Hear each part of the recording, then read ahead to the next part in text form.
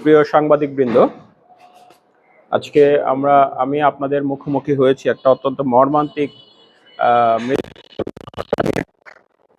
এখানে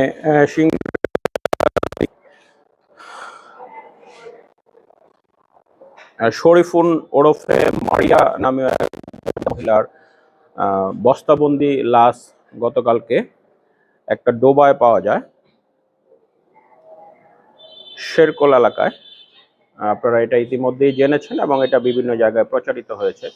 কুকুরে বস্তাটিকে টান দিয়ে বের করার পর এটা মানুষের গোচরীভূত হয়, তখন আমাদের থানা পুলিশ খবর পেয়ে যায়। এটার একটা প্রেক্ষাপট আছে। এর আগে গত 6 তারিখে একটা নিখোঁজ জিডি হয়েছিল, তারই মেয়ে মর্জিনা এই জিডিটি করিয়েছিলেন। এটার প্রেক্ষিতে আমাদের দায়িত্বপ্রাপ্ত অফিসার কাজ করছিলেন। তো গতকালকেও সেটা নিয়ে খোঁজাখুঁজি হচ্ছিল, তাদের আত্মীয় স্বজন খুঁজতে বেরিয়েছিল। ঠিক ওই সময়ে বিকেল আনুমানিক 4:30টার দিকে ওই ডোবাতে একটি বস্তা পাওয়া যায় এবং কুকুর সেটা তুলছিল। পরে দেখা গেল এখানে একজন মৃতার লাশ।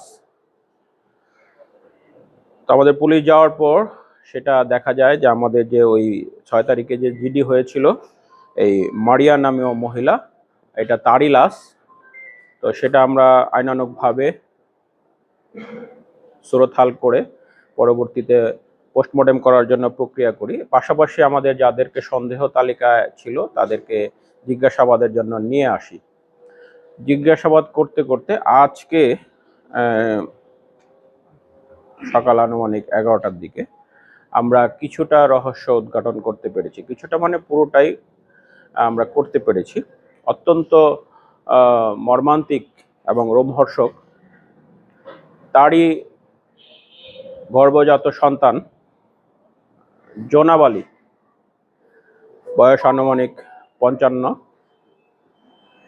তিনি একদম খুবই সাধারণ একটা বিষয় নিয়ে তার মাকে গলা টিপে হত্যা করে গত 25 তারিখ অনুমান রাত 9টায়। ঘটনার প্রেক্ষাপটটা হচ্ছে গত 23 তারিখ শনিবার এই জোনাব আলী একটা পায়খানার গর্ত, গ্রামের যে কাঁচা পায়খানাগুলো আছে সেই পায়খানার একটা গর্ত করছিল। এই গর্ত করা নিয়ে তার বড় ভাই শহীদুলের সঙ্গে, যেহেতু পাশাপাশি বাসা, এটা নিয়ে তাদের মধ্যে কথা কাটাকাটি হয়। তো কথা কাটাকাটিটা ছিল এরকম যে এখানে যদি গর্ত করে টয়লেট করে তাহলে তো দুর্গন্ধ বাইরের বাসায় যাবে।